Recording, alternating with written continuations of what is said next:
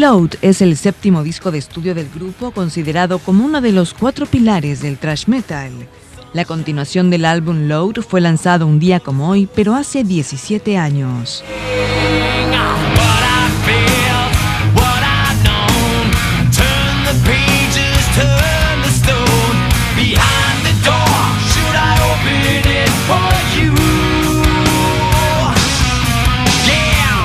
En coincidencia con el aniversario del disco, el guitarrista de la agrupación, Kirk Hammett, con todo el virtuosismo que lo caracteriza, celebra sus 52 años. El alumno aplicado de Joe Satriani tuvo la difícil tarea de sustituir al expulsado Dave Mustaine. Okay, tell them what song you want. Say, one, two.